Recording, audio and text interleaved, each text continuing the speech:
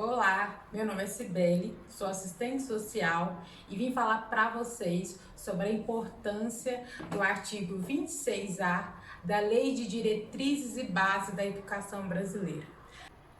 Antes de adentrar no artigo especificamente, eu quero falar da minha experiência como criança negra.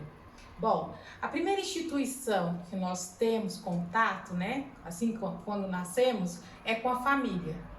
Depois da família, nos é apresentado a instituição educacional, a escola, né? E eu, como uma criança negra, passei por várias passagens, né, de racismo. E só fui compreender, né, esse racismo silencioso, estrutural, depois que eu comecei a ler, a ter referenciais, né, de mulheres negras, autores e autoras, né? Então aí eu fui percebendo como que a educação ela pode deixar marcas se não tiver profissionais capacitados, né, para falar sobre o racismo. E aí eu fui percebendo o quanto que eu, como criança negra, era excluída de atividades, de eventos, né? Então, comemoração do Dia das Mães, Dia dos Pais, ler um poema, sempre era aquela criança branca, né, de cabelo liso. Então, aí eu fui percebendo que tinha alguma coisa errada. E o racismo ele é tão cruel com nós, né, com criança, adolescente, né, que a gente acaba se inferiorizando, achando que o problema está com a gente. Mas não, o problema não está com a criança, com o adolescente negro. O problema está com os profissionais que não se empenham em realmente promover uma educação antirracista. Então essa lei, que é um divisor de águas, né, que realmente é um marco para a luta do movimento social, ela vem para ressaltar, né, a importância do multiculturalismo, a importância da diversidade étnica do nosso país. Então essa lei, ela vem para pressionar, né, a obrigatoriedade das escolas públicas privadas de ensino médio e ensino fundamental, promover o estudo da história e cultura afro-brasileira. Mas vocês podem estar perguntando, mas por que isso agora, né? Se a gente parar para refletir, né? Lógico que agora eu não estou no ensino fundamental, né? Nem no médio, mas na minha época eu aprendi sobre iluminismo, renascentismo, Guerra Fria, vários movimentos, né? Europeu ou americano, né? E nada sobre o continente africano. E falo mais, quando o continente africano foi me apresentado, ele foi falado de forma pejorativa, estigmatizante, sempre focando que o continente africano, ele é pobreza, é miséria, né, e que não contribui, como se esse continente não tivesse contribuído para toda a estrutura do nosso país. Então, assim, é muito contraditório nós estarmos num país, né, no Brasil, que tem a segunda população maior de negro fora do continente africano e nós não abordarmos o quanto que o povo negro contribuiu e contribui para o nosso país, como toda a formação que temos hoje, de economia, de ciência, de humanas, de física. Então, todo esse percurso, né, que eu passei na escola pública e também, né, na época que eu fiz um curso pré-vestibular, nenhum momento foi me apresentado a minha ancestralidade. Então, quando a gente pensa em educação que não aborda o continente africano, que não aborda autores e autoras negras, essas instituições estão promovendo o epistemicídio de uma classe intelectual, de mulheres que contribuíram, né, para a produção intelectual. Então tá aí a importância dessa lei. Quando a gente fala dessa lei, poucas pessoas conhecem, Poucas escolas realmente implantaram no seu plano pedagógico. Quando a gente fala dessa lei, na importância de falar sobre a contribuição do povo negro, a gente fica ainda em ações pontuais em novembro, Dia da Consciência Negra. E tá aí a necessidade de realmente os profissionais, desde serviços gerais até a diretoria, a direção, de estarem preparados para abordar esse tema de forma emancipatória e crítica, descolonizando, né, a educação que temos hoje, que continua sendo eurocêntrica e heteronormativa. A gente continua tendo livros didáticos que abordam toda a construção desse país no olhar do opressor, do colonizador. Então, tá aí a importância das escolas se empenharem em projetos que realmente abordem esse tema da forma interdisciplinar e interseccional. Na minha época de escola, desconheço algum livro que me apresentou de autoras negras, e nisso eu falo Sueli Carneiro, Lélia Gonzalez, né? Então aí corre o perigo, né? A gente continua ainda correndo o perigo, né? De estar promovendo uma história única, que é o que a autora Chimamanda fala, né? O perigo de uma história única. Então aqui as escolas, infelizmente, continuam promovendo histórias únicas, pelo olhar eurocêntrico e eugenista.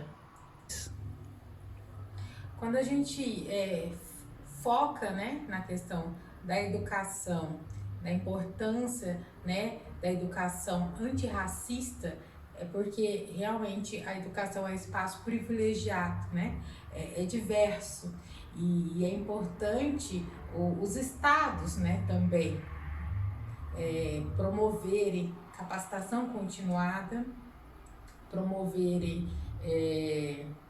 mais material para que os professores sejam direcionados, né, tenham um referencial teórico para trabalhar o tema.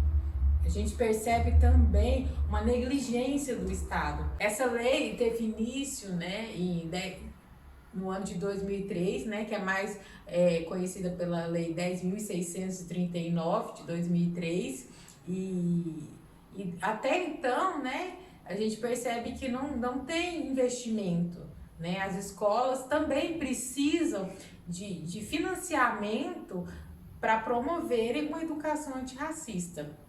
E acho que a minha indignação, né, sobre uma escola, de realmente a gente ser ofertada uma educação antirracista, foi a partir da minha vivência, né? Então, da mesma forma que professoras que a educação marcam de forma positiva, essa instituição também pode marcar de forma negativa, né? Eu sei o quanto que a educação é importante, né, para a emancipação social do indivíduo, mas sei também da sua parte amarga, né? Tive poucos professores e professoras negras, e também, como eu comentei, fui vítima de racismo, mas também não tenho lembrança desses profissionais, né, se indignarem, né? Então tá aí também a importância que esses profissionais não naturalizem o preconceito, a discriminação, né, a injúria racial. Que esses profissionais não naturalizem, que a partir do momento que naturaliza esse tipo de ação dentro de sala de aula, a gente corre o risco, né, de aumentar a evasão escolar. Porque como a gente... Estudos já comprovam, quando a gente vê o número, né, quem são os alunos que estão evadidos, né, do sistema educacional, esses alunos são negros. Quando a gente vê quem são os alunos que infelizmente cometeram ato infracional, esses adolescentes, eles estão fora do sistema educacional. Quando a gente vê quem são os jovens, né, que estão desempregados, esses jovens são negros. Então tá aí a importância da educação. Se essa educação, se ela falha na base, ela prejudica toda uma geração, toda uma estrutura. Então tá aí a importância desses professores lutarem por uma educação antirracista. E pensando nisso, né, em toda essa minha indignação, eu participei de um edital no ano de 2019, que é o Programa de Aceleração de Lideranças Negras Marielle Franco, promovido pelo Instituto Baobá de São Paulo, com essa proposta, com esse projeto, que se chama Vidas Negras Importam, Educação Antirracista Já, que tem por objetivo sensibilizar que desde a Secretaria de Educação até diretores, coordenadores, professores, realmente estejam empenhados em colocar em seu plano pedagógico, né, a história da cultura afro-brasileira. A gente fala sensibilizar porque, infelizmente, no Brasil não se cumpre as leis. A gente tem uma lei que é obrigatória e, infelizmente, pessoas não conhecem, pessoas invisibilizam essa lei. Então tá aí o racismo. O racismo, ele é estrutural. A partir do momento que a gente sonega, negligencia leis importantes como essa, a gente está contribuindo para que esse racismo continue matando jovens negros, que continue aumentando a defasagem escolar entre crianças negras e crianças brancas. Infelizmente, a lei, né, o artigo 26A, ele deixa algumas brechas, né, para que o profissional que está lendo, né, que está se apropriando da lei, inúmeras interpretações. Mas cabe a esse profissional ter o comprometimento de realmente efetivar uma educação antirracista, trazer propostas, né, que estejam em consonância com a Constituição Federal de uma sociedade livre, justa e solidária. A gente está vendo aí um movimento, né, de Vidas Negras Importam, movimento que foi desencadeado, né, devido à morte de George Floyd, né, que repercutiu tanto nos Estados Unidos, né, quanto aqui no Brasil. Mas vidas negras importam, mas importam para quem? Então, nós, né, eu também me incluo, né, porque eu trabalho numa escola, eu também me incluo nisso. Importam para quem? Como que a gente está trabalhando para que realmente esses alunos não brancos, né, alunos e alunas, realmente se sintam pertencentes a uma sociedade, né?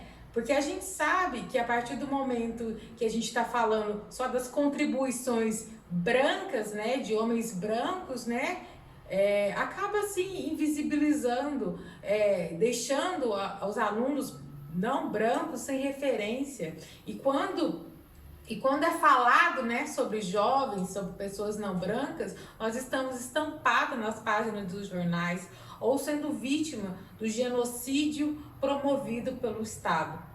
E pensando, né, em estar me apropriando e cada vez mais contribuindo para uma sociedade antirracista, eu também escrevi 2 artigos, né, com coautoria, falando sobre a importância da escola. Tanto, não só a escola, ensino fundamental e médio, mas também a universidade. Tanto públicas quanto privadas também precisam reformular a sua forma de produzir ciência, de produzir pesquisa. Eu também, como aluna do curso de serviço social, não tive a oportunidade de ter na minha grade curricular, né, uma disciplina tão importante, que é sobre racismo, classe e gênero, né? Diversidade. Isso também não foi proposto no curso que lida com as questões sociais. Então tá aí a importância das universidades também pensarem em que tipo de educação que elas querem. Infelizmente, esse tema não termina por aqui, afinal foram mais de 300 anos de escravidão, uma abolição mal ensaiada pela princesa Isabel, Então a gente tem um caminho muito pela frente e não vai terminar simplesmente com hashtag Vidas Negras Importam. Para a gente realmente ter uma sociedade igualitária, a gente precisa de ações. E essas ações vai desde nas nossas casas, lidando com as nossas famílias, na escola, nas políticas públicas, assistência social, educação, habitação, os RH que continuam contratando as pessoas não brancas para os cargos pior remunerados, deixando os cargos, né, vistos como de direção para as pessoas brancas. Então, a educação antirracista, a gente está focando aqui na educação devido à lei, mas ela tem que ser contínua. E ela perpassa por todas as políticas públicas. Então, se a gente realmente quer desmistificar o mito da democracia racial, a gente precisa de ações. E essas ações, ela vai além do que sentar na frente do computador e colocar hashtag Vidas Importam. As nossas vidas importam. E a ação de todos e todas são extremamente necessárias. E tá aí a Djamila Ribeiro, né, que escreveu esse pequeno manual antirracista. E para as pessoas que realmente estão na luta antirracista, é extremamente a leitura desse livro. Além do manual antirracista, né, a gente tem também lugar de fala. E esse lugar de fala tem que ser ocupado por nós, mulheres e homens negros que ficaram invisibilizados por muitos anos. Agora a hora é nossa. Quero agradecer a oportunidade de estar falando, né, desse assunto tão necessário, que é o racismo, que é a classe, que é o gênero. A gente não pode desmembrar esses temas, porque eles são interseccionais e a gente não pode mais negligenciar uma educação antirracista. Então, agradeço a oportunidade de estar falando. Eu também tenho um projeto de estar emprestando livros, né, de autores e autoras negras, que é uma forma da gente estar dando visibilidade, né, para essas pessoas que realmente produzem, são intelectuais. Então, um grande abraço e essa luta é de todos e todas. Vidas negras importam.